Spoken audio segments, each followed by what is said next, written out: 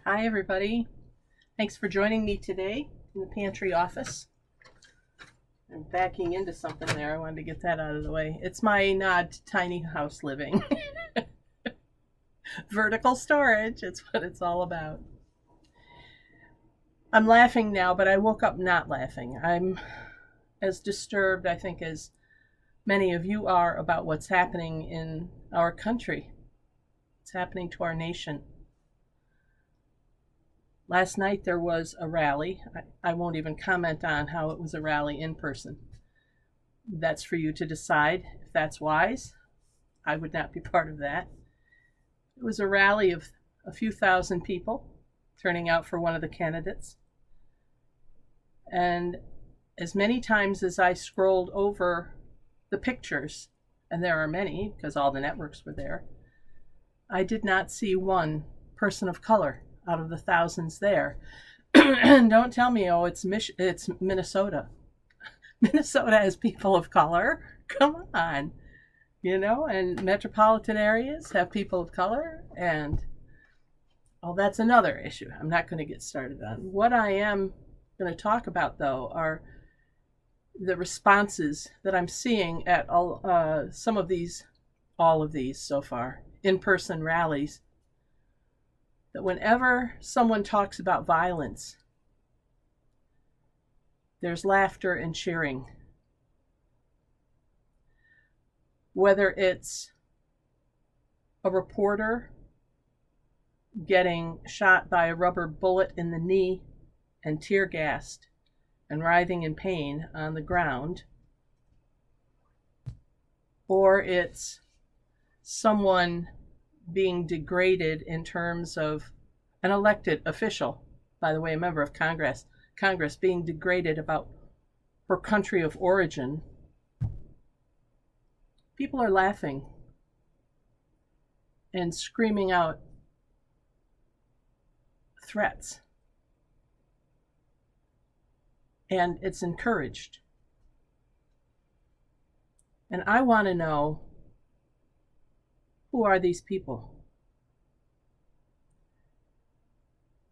And who were their parents? And would they act this way if their parents were there? I'm sure some would. And are they people who go to church or temple on a Friday evening or a Sunday morning, Saturday morning? Are they people of faith who are laughing about violence and pain? Who brought them up? How will they stand before their God? I don't care if you think there's one or not. It doesn't change the reality that there is. And even if you're just not sure, why would you take the chance? I mean, really, that's just common sense. I'm troubled. I am troubled by people, not just the leaders. They're so far off track, they see everything as a game to manipulate, to find a loophole so they can win the game. They probably cheated at Monopoly, too, and at Parcheesi. They probably cheated at Uno, calling out Uno when they didn't have a chance of playing a card. I don't know. There are people who probably, palmed a vowel in Scrabble. But those are the leaders. I'm talking now about the people, about like you and me. Do you rejoice when you see someone in pain? Are you cheering at the thought of violence befalling someone, even if you don't like them? Do unto others as you would have them do unto you? I'm deeply troubled by this. I bought a video yesterday to share with you, and I'll use it in some other instances too. It's short. It's, I think, 1.5 minutes, maybe 2 minutes. But it says a lot of what I'm feeling, and I'd like to show that to you now, and then we'll talk on the other side, okay? Here you go.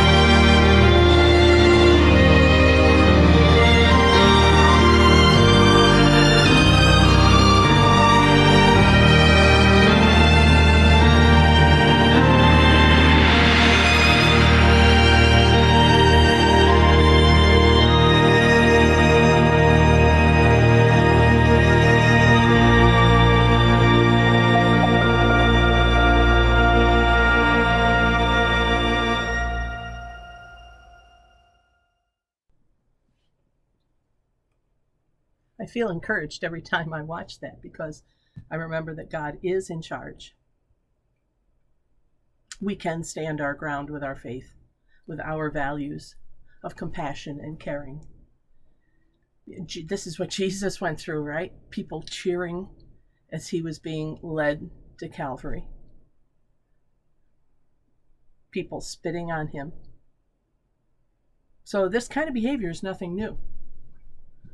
But for those of us who profess to be Christian or living in a Judeo-Christian nation, we are called to act better than that, to be better than that. So I invite you today just to look around your community, look around your newspaper, look around maybe on the TV if you want to get depressed. Sorry. But look around, maybe among your friends. People, if you are going out and going to the store, look at the people you interact with. How can we be different? How can we be the kingdom of God? Not the kingdom, that's power over, but the kingdom where we are all connected, we're all related.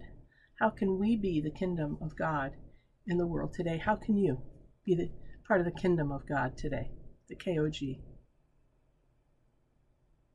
Thanks for sharing this time with me, a few moments to think of something greater than ourselves during our prayerful pause with the pastor. And I'm Pastor Deb Swift of South Presbyterian Church in Rochester, New York. If you'd like to learn more about us, you can check out the end cap at the end of this video.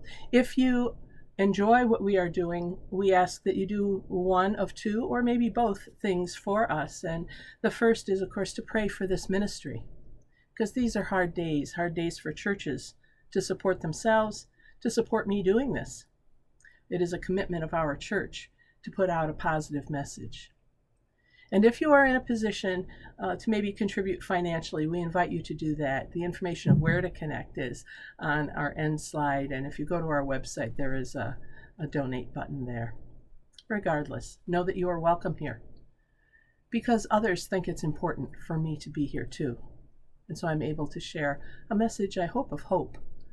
A message of hope, of looking forward, reminding us that things will get better, that they've been bad before, but God has never failed us yet. All right, everybody, have a great day. I'll see you next time. God bless. Bye for now.